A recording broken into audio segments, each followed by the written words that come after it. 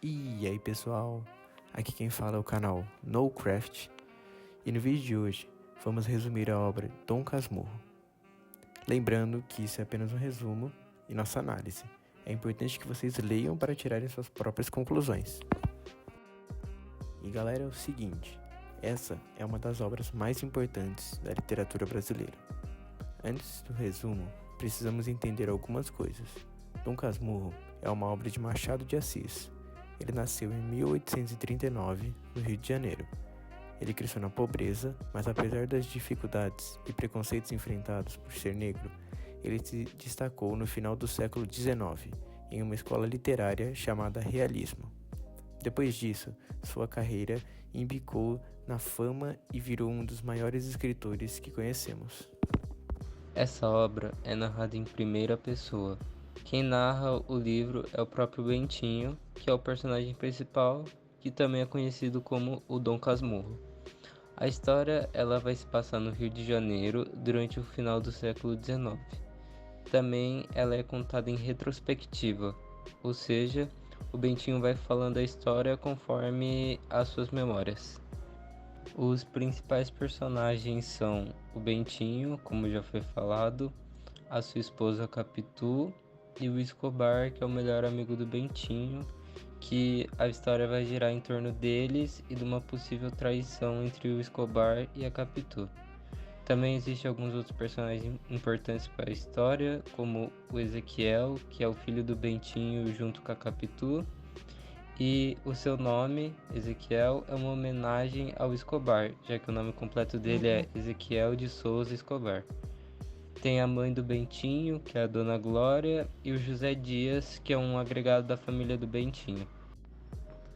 Dando uma geral por cima da história, ela vai contar a vida do Bentinho e ele vai ficar tentando explicar o porquê ele é um homem solitário.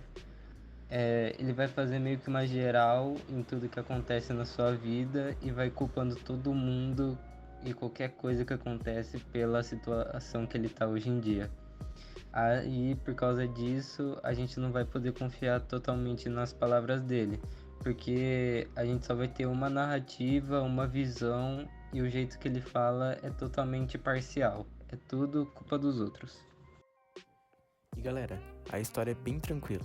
Bentinho é filho único, Dona Glória é uma pessoa muito religiosa e durante sua infância ele se apaixonou pela sua vizinha, Capitu, e queria se casar com ela. Porém, havia um grande problema.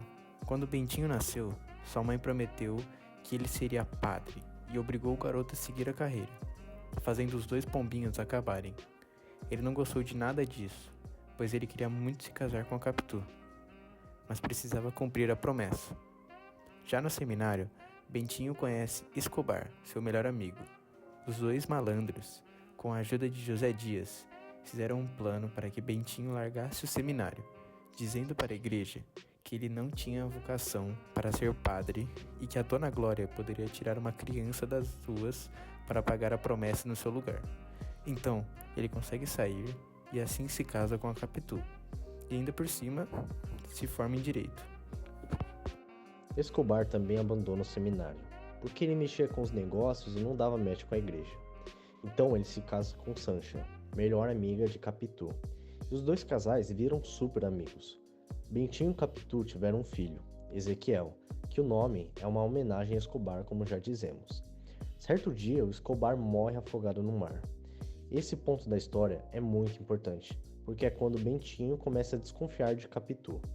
No velório, vendo Capitu do lado do caixão, tentando consolar a Sancha e vendo que seu olhar estava fixo para o caixão, Bentinho fica desconfiado e começa a achar que Capitu estaria tragando o defunto.